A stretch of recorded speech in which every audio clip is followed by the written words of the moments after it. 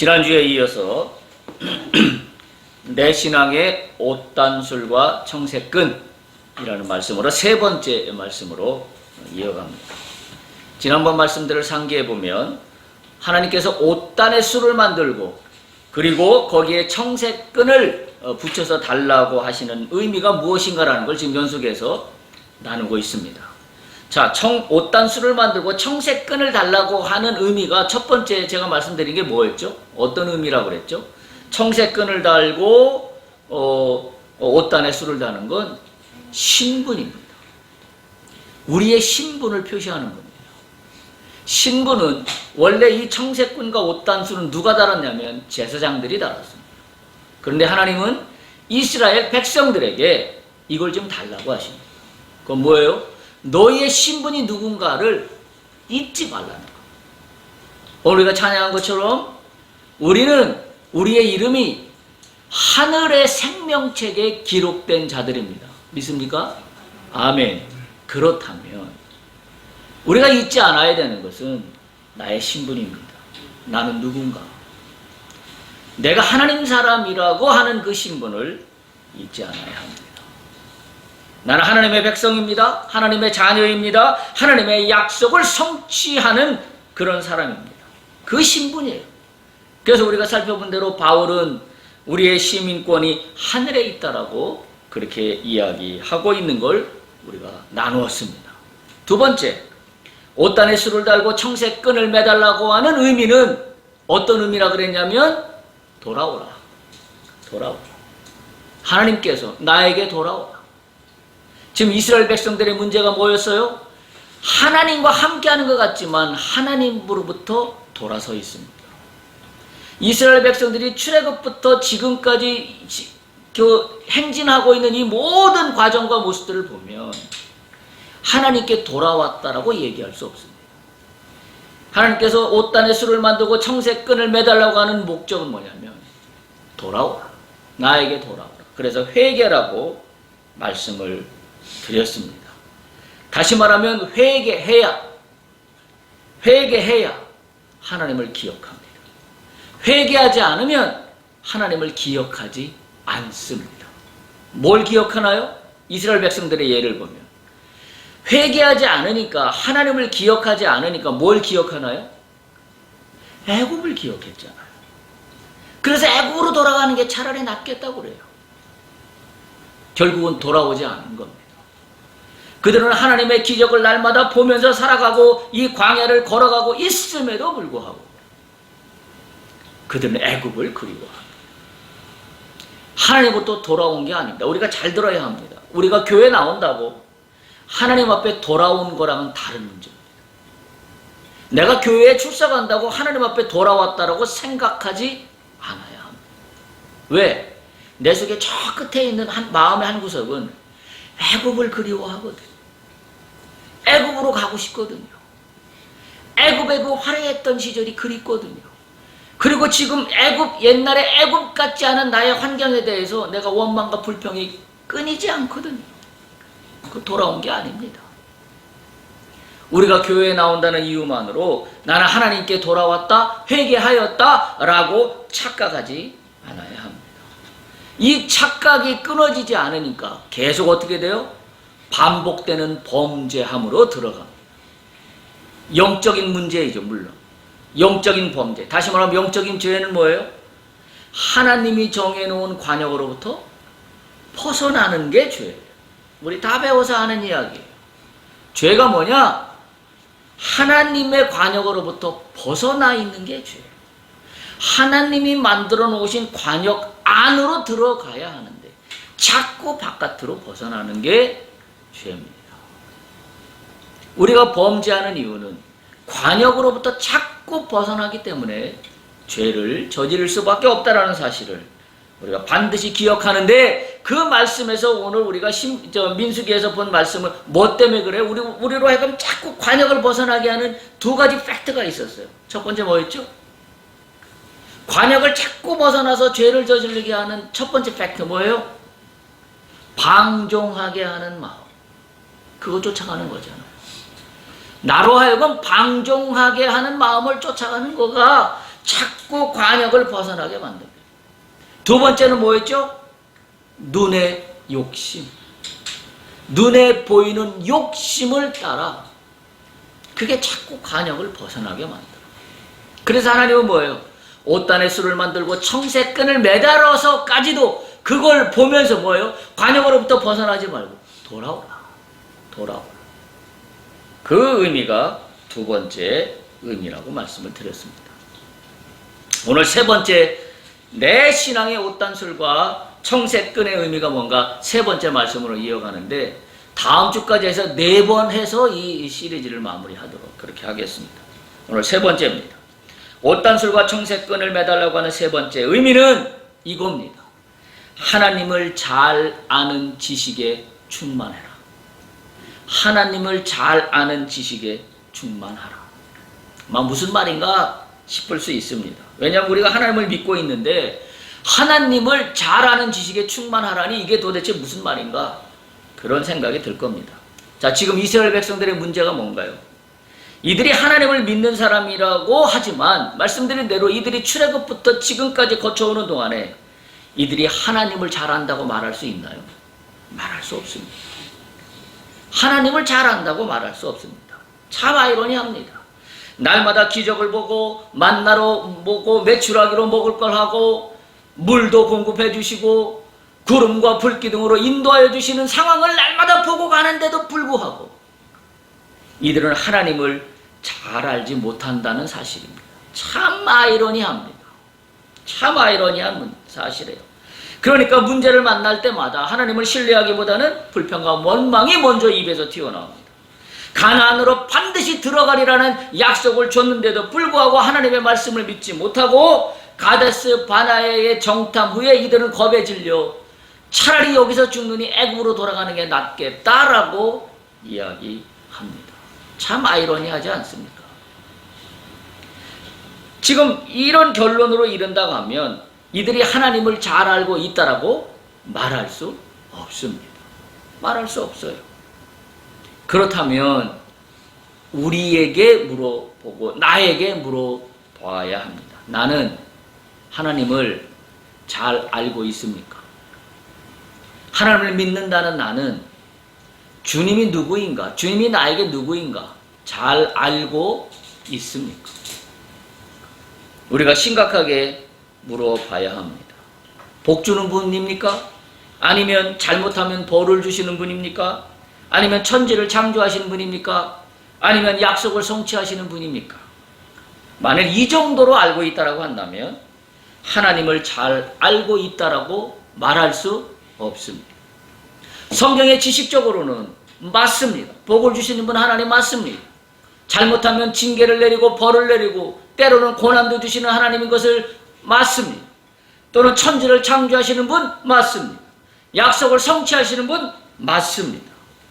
그런데 내가 알고 있는 이 성경의 지식이 나와 얼마나 관계가 있습니까? 만일 내가 천지를 만드신 하나님으로 알고 있다라면 나는 내가 살아가는 나의 삶 속에서 천지를 만들고 주관하시는 하나님이라는 것을 인정하고 살아가고 있다면 하나님을 잘 알고 있다라고 말할 수 있지만 그렇지 않고 성경 속에 있는 천지를 창조하시고 운행하는 하나님이 오늘 나의 삶 속에서 역사하는 것과는 별 상관없이 살아가고 있다라고 한다면 나는 하나님을 잘 알고 있다라고 이야기할 수 없습니다. 왜냐하면 그게 지금 이스라엘 백성들의 문제잖아. 날마다 기적을 봅니다. 날마다 하나님의 말씀 가운데 걸어간다라고 합니다. 그런데 하나님의 말씀을 하나도 믿지 못합니다. 그리고 문제만 만나면 애굽으로 돌아가자라고 합니다. 그리고 문제만 만나면 불평과 원망이 끊이지 않습니다. 하나님을 잘 알고 있다라고 말할 수 없습니다. 이건 단지 이스라엘 백성들만의 이야기가 아니라 오늘 나의 이야기다라는 사실을 우리가 깨달아야 합니다. 나는 하나님을 잘 아는 지식에 충만한가? 나는 습관적으로 하나님을 하나님이라고 말하고 있지 않은가? 라는 거에 대해서 우리가 오늘 생각해 봐야 합니다. 예수 그리스도께서 나를 위하여 십자가에 달려 죽으신 사실을 나는 얼마나 잘 알고 있습니까? 성경에서 말하는 2000년 전에 베들레헴에서 태어난 예수께서 공생의 기간을 다하시고 기적을 베푸시고 귀신을 쫓아내시고 병든 자를 고쳐주시고 했던 그 모든 사실이 나하고 관계가 있습니까? 나하고 관계가 있어야 합니다. 나하고 관계가 없다라면 그건 성경에 나와 있는 지식이고 그건 나하고 크게 상관이 없다라고 한다면 나는 예수 그리스도를 잘 안다라고 말할 수 없습니다. 이게 굉장히 심각한 문제입니다. 오늘 많은 그리스도인들이라고 여기는 사람들이 교회에 나와서 주일마다 예배드리지만 과연 얼마나 하나님을 잘 알고 있느냐라는 문제는 교회에 출석하는 문제와 다른 문제입니다. 다른 문제예요. 우리가 이 사실을 심각하게 받아들여야 합니다. 우리는 무엇보다도 우리의 신앙에서 하나님을 잘 아는 것에 우선해야 합니다.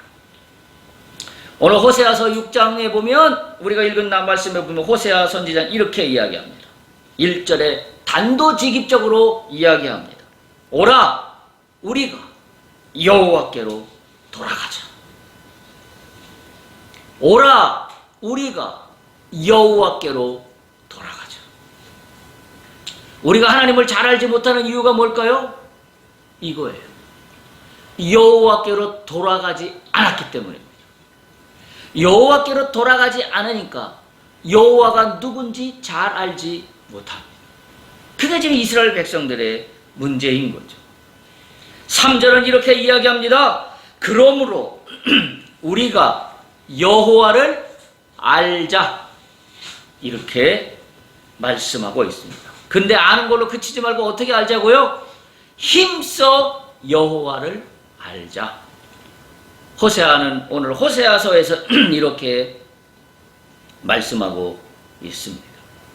여호와를 알기 위해서는 먼저 여호와 앞에 돌아가야 합니다. 그리고 돌아간 걸로 끝이지 않고 여호와를 힘써 알아야 합니다. 여러분은 얼마나 여호와를 알기 위하여 힘써서 알기 위하여 애쓰고 있었던 내 신앙의 경험이 있습니까? 여러분은 여호와를 힘써 알기 위해서 어떤 것들을 행하고 있습니까? 말하자면 어떤 마음가짐으로 나가고 있습니까? 호세아는 우리에게 분명하게 화두를 던져줍니다. 우리가 여호와를 알자. 힘써 여호와를 알자. 여기서 힘써라는 단어에 주의할 필요가 있습니다. 그냥 알자라는 게 아니라 힘써 여호와를 알자. 다시 말하면 거꾸로 얘기하면 어떤 말이에요? 어렴풋이 알지 말자. 대충 알지 말자. 더 나아가면 잘못된 지식으로 여호와를 오판하지 말자. 또 다른 말로 하면 진실처럼 보이지만 그러나 진실이 아닌 것 같은 것으로 여호와라고 알고 그걸 여호와라고 말하지 말자. 지금 이스라엘 백성들의 문제예요. 어렴풋이 아는 지식으로 여호와를 안다고 하는 것이 오늘날 많은 믿는 자들의 오류입니다. 그리고 뭐만 멋지게 포장해 놓냐면 각종 프로그램을 이수한 거, 각종 수료증 딴 거, 그리고 교회에서 A코스, B코스, C코스, D코스 수료한 거, 그거 하고 여호와를 아는 지식하고 제가 단언코 이야기합니다. 관계 없습니다. 관련이 전혀 없습니다. 왜냐하면 이스라엘 백성들이 그걸 보여주고 있기 때문에 그래요. 날마다 하나님의 기적을 받는데도 불구하고 하나님을 알지 못한다라고 한다면 내가 A코스, B코스, C코스, D코스 다 수료증을 받았다 할지라도 그것이 곧 하나님을 안다라는 것과 비례하지 않는다라고 저는 말할 수밖에 없습니다. 말할 수밖에 없습니다. 힘써 여호와를 알기 위해서 가장 기본적인 것이 무엇일까 하는 것입니다. 오늘 호세아서 6장 6절에 그 답이 있습니다. 호세아서 6장 6절에 보면 이렇게 이야기해요. 나는 인애를 원하고 제사를 원하지 아니한다. 우리 신앙은 어떤가요? 인애를 원하기보다는 제사하는 게 내 신앙이라고 생각해요. 하나님은 뭘 생각하세요? 나는 제사 받는 게 중점이 아니라 인애를 원한다. 근데 우리는 거꾸로입니다. 우리의 신앙은 우리가 하나님을 잘한다라고 하는 건 뭐냐면 예배만 드리면 다 됐다라고 해서 하나님을 잘한다라고 착각하는 거죠. 호세아서 6장 6절은 분명하게 이렇게 이야기합니다. 나는 인애를 원하고 제사를 원하지 아니하며 번제보다, 다시 말하면 제사 드리는 것보다 하나님을 아는 것을 원하노라. 아멘. 그러니 우리의 신앙의 우선순위가 뭐겠어요? 교회에 나와서 앉아있는 게 신앙의 전부라고 생각한다면 아무 상관이 없는 겁니다. 그러니까 이런 거예요. 제가 자꾸 말씀드려서 그렇습니다만 교회에서 막 각종 하는 A코스, B코스, C코스, D코스의 프로그램들을 이수해서 그걸 통하여 하나님을 알았다라고 한다면 그건 안 겁니다. 다시 말해 하나님을 알았다라는 건 어디에 증거돼 나타날까요? 일단 내 생각이 바뀔 겁니다. 그리고 내 생각이 바뀐 걸로 끝나지 않고 내가 하는 행동이 바뀔 겁니다. 그리고 내가 하는 행동이 바뀐 걸로 끝나지 않고 내가 하는 모든 추구하는 가치관도 다 바뀌었을 겁니다. 그런데 내가 A코스, B코스, C코스, D코스 다 이수했는데 난 아무것도 바뀐 게 없다라고 한다면 하나님을 안다라고 이야기할 수 없습니다. 우리는 그저 교회에 나와 앉아있는 것이 하나님이 기뻐하시는 일이라고 생각하는 정도입니다. 근데 오늘 호세아는 분명하게 이야기합니다. 나는 인애를 원하고 제사를 원하지 아니하며 번제보다 하나님을 아는 것을 원하노라. 그래서 앞에 뭐라고 해요? 여호와를 알자. 어떻게 알자? 힘써 여호와를 알자 라고 호세아 선지자가 이야기하고 있습니다. 우리가 믿는 하나님은 제사보다 하나님 당신을 아는 것을 더 원하신다는 사실입니다. 따라서 예배에 참석하면 되는 것이 아니라 예배를 드리는 행위가 중요한 것이 아니라 예배를 드리는 내가 중요합니다. 나의 존재가 중요합니다. 예배 드리는 껍데기의 종교적인 행위가 중요한 게 아니라 내가 하나님 앞에 나와 있는 나의 태도가 중요합니다. 나의 마음이 중요합니다. 내가 오늘 하나님과 어떻게 만나고 있느냐 하는 것이 더 중요한 거지. 내가 교회에 나와서 예배에 참석한다라고 하는 게 전혀 중요하지 않다라는 사실. 왜? 하나님이 이걸 원하는 게 아니라 뭘 원한다고? 나를 원하시기 때문에. 내가 그분 앞에 연락된 나를 원하시기 때문에 그렇습니다. 이걸 다른 말로 얘기하면 뭐예요? 내가 하나님을 안다는 것은 뭐가 있어야 되는 거냐면 하나님과 나 사이에 인격적인 만남이 있어야 합니다. 인격적인 만남이 없다면 나는 하나님을 알지 못합니다. 지금 이스라엘 백성들의 문제가 그거예요. 날마다 기적을 봅니다. 또 뭡니까? 오와 열을 맞출 때도 소위 성소를 맨 가운데다 놓고 진을 배치했잖아요. 그리고 행진할 때도 그 순서에 따라서 진이 행진하잖아요. 형식적으로 얼마나 은혜롭습니까? 형식적으로 얼마나 하나님을 잘 아는 것처럼 보입니까? 그런데 뭐예요? 하나님을 잘 알지 못한다라는 사실에 우리가 충격적이에요. 오늘 우리의 신앙으로 돌아보면 됩니다. 내가 나의 겉의 모습은 굉장히 은혜롭습니다. 굉장히 영적인 것처럼 보입니다. 굉장히 하나님과 함께 동행하며 살아가는 사람처럼 보입니다. 그런데 충격적인 사실은 내가 하나님을 잘 알지 못한다라는 사실. 그 이유가 뭐예요?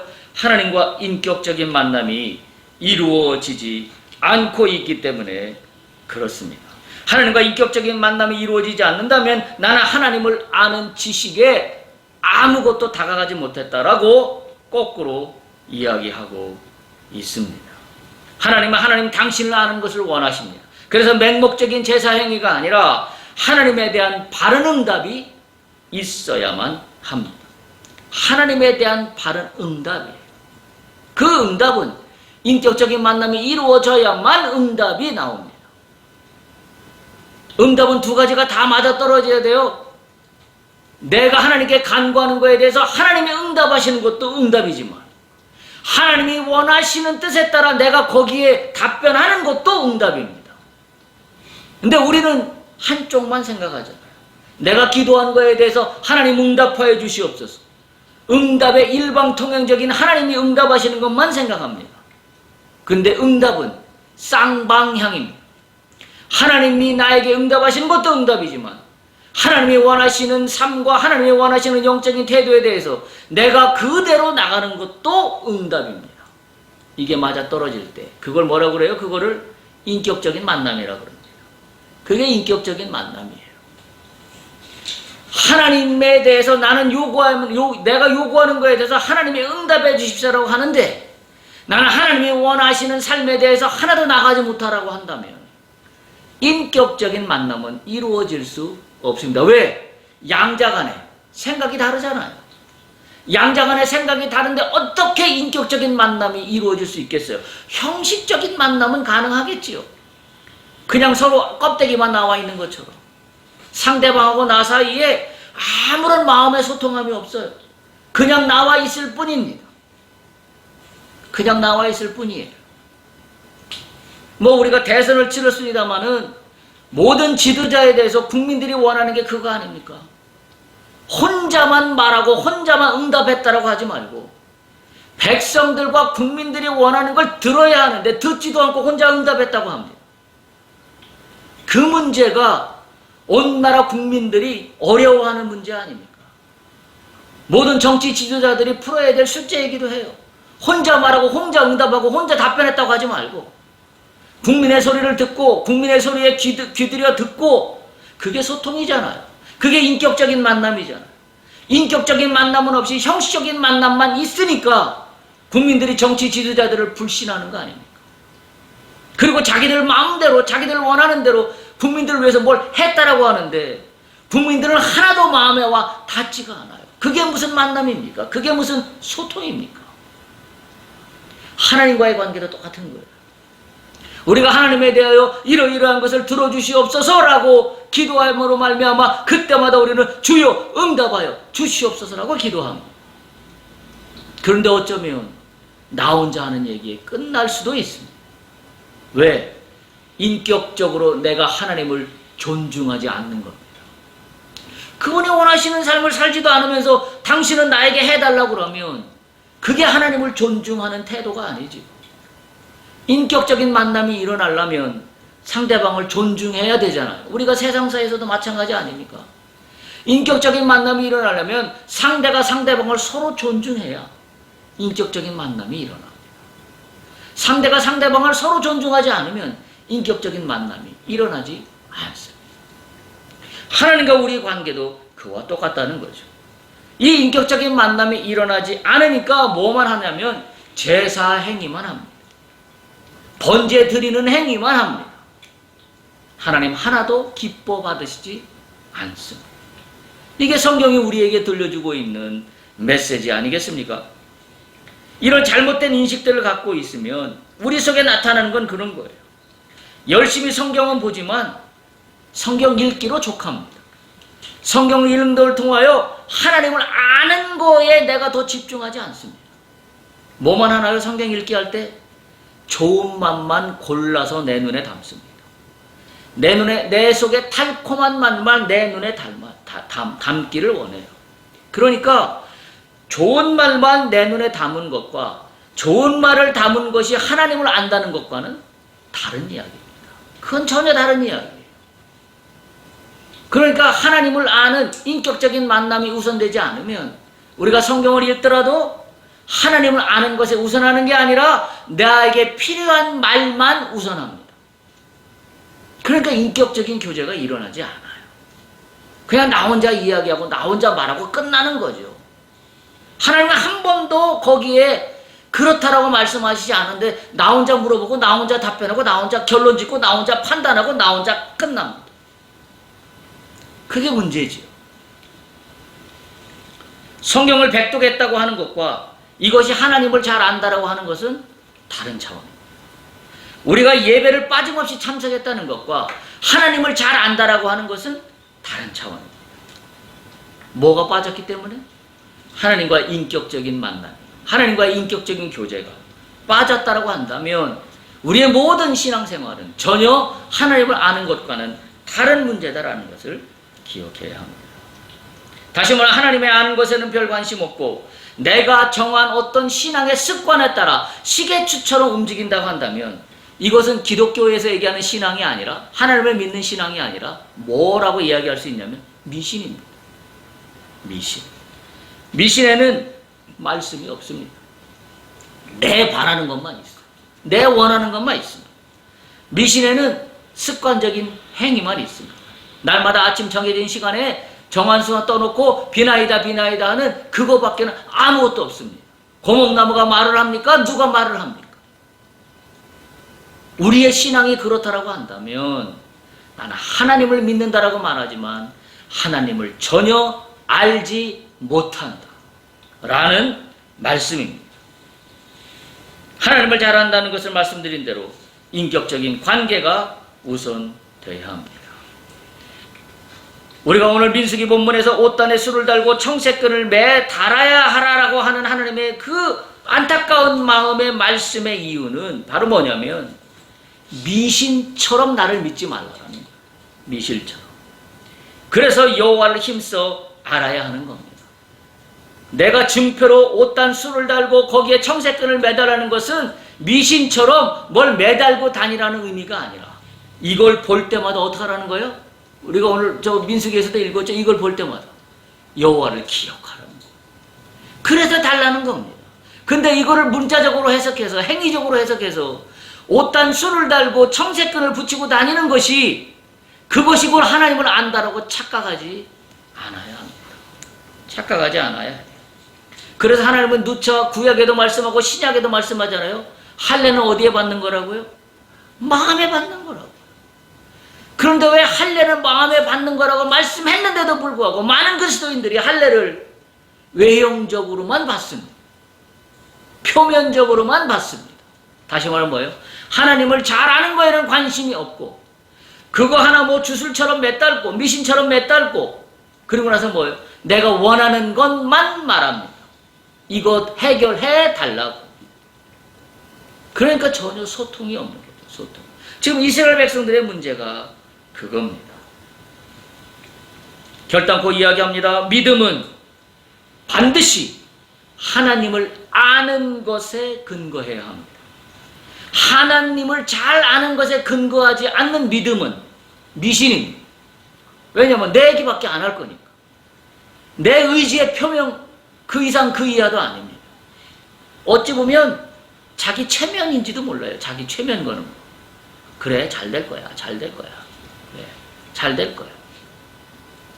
그래서 많은 설교자들이 오류하는 설교 중에 하나가 뭐냐면 야곱이가 우물가에 가서 나뭇가지에 그 청색, 흑색 그 띠를 보면서 그 기도한 거 있잖아요.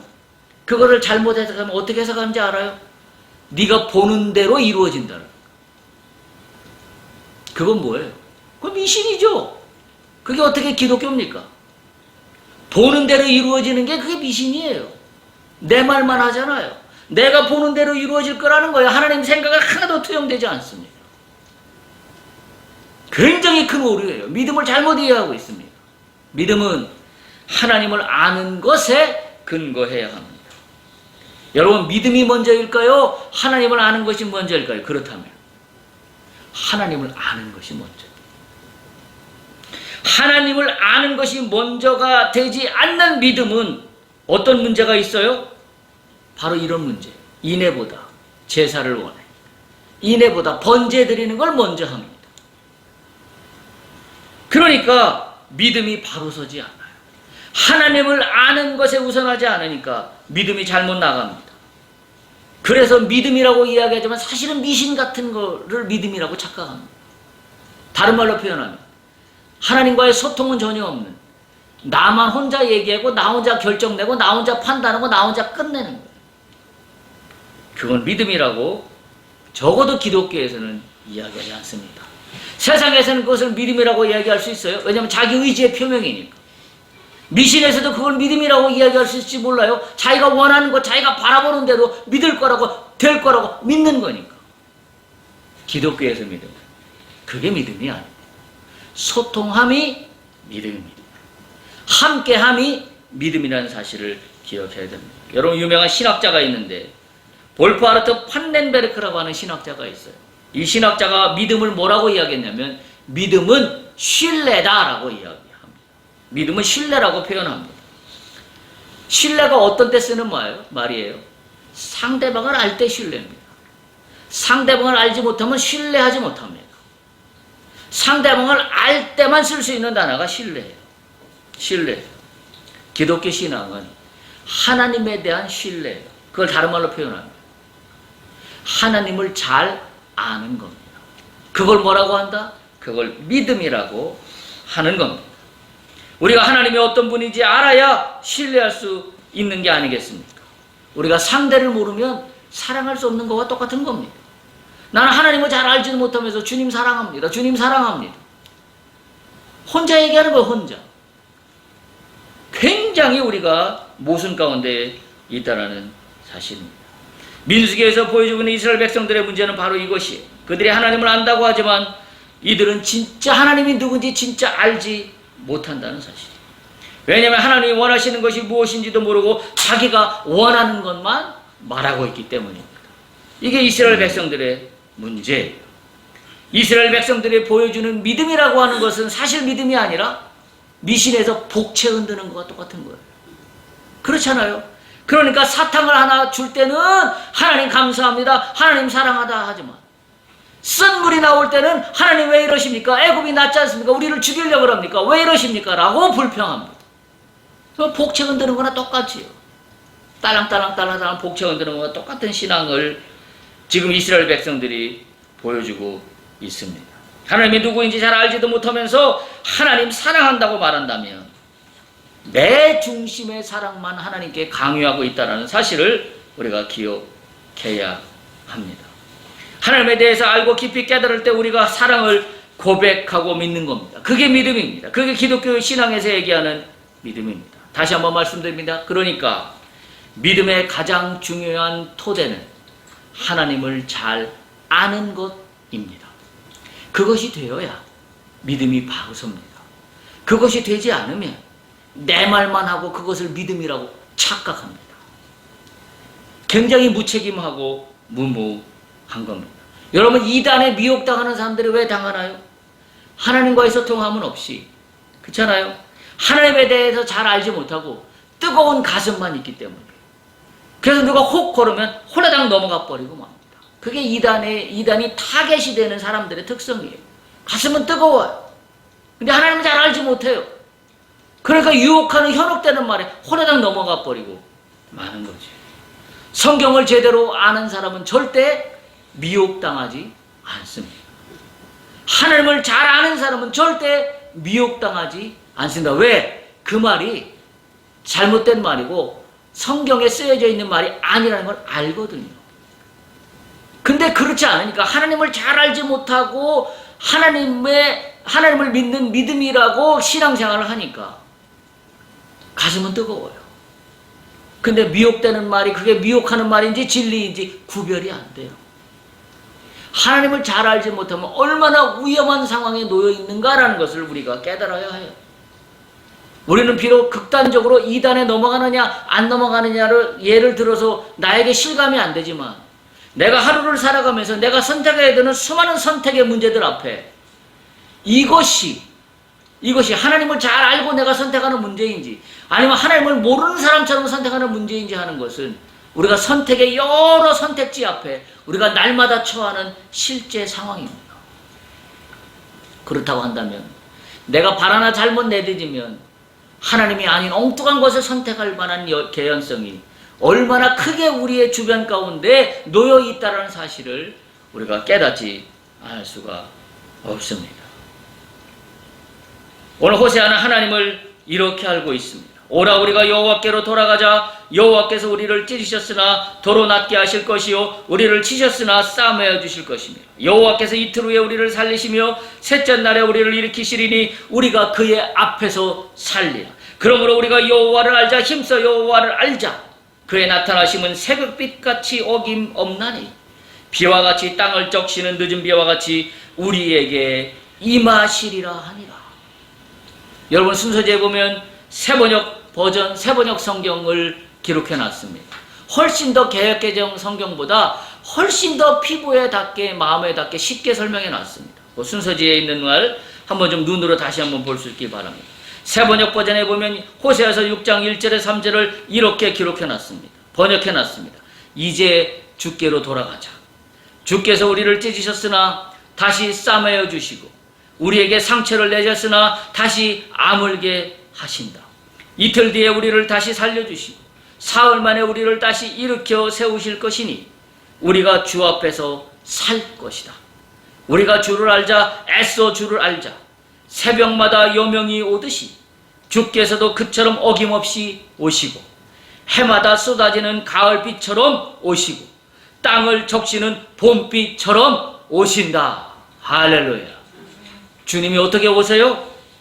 새벽마다 여명이 밝아오는 것처럼 주께서 나에게 오시고, 할렐루야. 해마다 쏟아지는 가을빛처럼 오시고. 가을비가 어떤 비예요? 추수하는 비입니다. 한 해를 마감하는 비입니다. 모든 것이 열매 맺는 비입니다. 그게 가을비예요. 가을에 비가 안 오면 추수가 되지 않습니다. 가을비처럼 오시고 그리고 땅을 적시는 봄비처럼 오신다.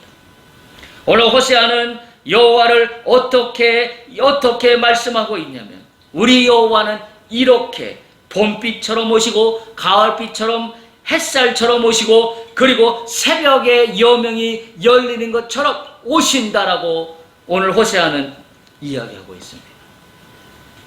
호세아는 여호와를 어떻게 알고 있냐면 이렇게 알고 있습니다. 여명처럼 다가오시는 하나님, 가을빛처럼 내리시는 하나님, 봄빛처럼 땅을 적시는 관계로 오시는 하나님. 오늘 호세아는 이렇게 고백합니다. 여러분은 여호와를 어떻게 고백하십니까? 여러분의 인생 가운데 여호와는 어떻게 오십니까? 오늘 호세아서 6장 2절에 보면 우리를 다시 살려주시고 사흘 만에 우리를 다시 일으켜 세우시고, 여기서 다시 살려주시라는 말은 영어로 리바이브입니다. 다시 소생하는 겁니다. 부활하는 겁니다. 다시 회복되는 겁니다. 하나님은, 여호와는 우리를 다시 리바이브 해주시고 다시 살리시고, 그리고 그거로 끝나지 않고 2절 중간에 보면 뭐라고 표현하면 우리를 다시 일으키시고, 그리고 어떻게 돼요? 우리가 주 앞에서 살 것이라. 여기서 주 앞에서 살 것이라는 것은 현재형입니다. 우리는 주 앞에서 산다. 오늘 호세아는 죽었던 나를 다시 살리시고 그리고 그거로 끝나지 않고 나를 일으켜 세우시고 그리고 오늘도 주님과 함께 내가 사노라. 이 고백을 호세아가 하고 있는 거예요. 기억하십시오. 오늘 하나님께서 이스라엘 백성들에게 옷단에 술을 만들고 청새끈을 매달라서 나를 기억하시는 것은 바로 이걸 기억하라는 겁니다. 내가 누구인가? 너희에게 내가 누구인가? 너희들이 지금 광야 가운데 있지만 다시 세워 가나안으로 살릴 것이요. 가나안으로 들어가는 것으로 끝날 게 아니라 거기서 일으켜 세워 하나님 나라의 백성으로, 거룩한 백성으로, 제사장 나라로 너희를 세울 것이다. 그리고 그거로 끝나는 것이 아니라 오늘도 너희는 나와 함께 살 것이고 내일도 너희는 나와 함께 살 것이라는 at presence라는 현재형으로 하나님께서 이스라엘 백성들에게 기억하라고 말씀하고 있다라는 사실입니다. 우리가 인격적으로 하나님을 만날 때 나에게 하나님을 아는 지식에 충만해집니다. 이 체험으로 우리 각자가 여호와는 나에게 누구인지가 고백되는 여러분들이 되시기를 간절히 소망합니다. 우리가 인격적으로 하나님을 만나지 못하면 하나님을 잘 알지 못하는 수준에 머물고 합니다. 그 수준에 머무르는 한 나의 믿음은 믿음이 아니라 미신입니다. 하나님을 인격적으로 만남으로 말미암아 우리의 믿음이 바로 세워져서 오늘 호세아가 고백했던 것처럼 나를 다시 살리시고 나를 다시 일으켜 세우시고 나와 함께 하셔서 새벽에 여명이 동트는 것처럼 오시는 하나님, 가을비로 오시는 하나님, 그리고 봄비로 땅을 적시고 새싹이 움트게 하시는 하나님이 여러분의 하나님으로 고백되기를 간절히 축복합니다. 아멘. 할렐루야.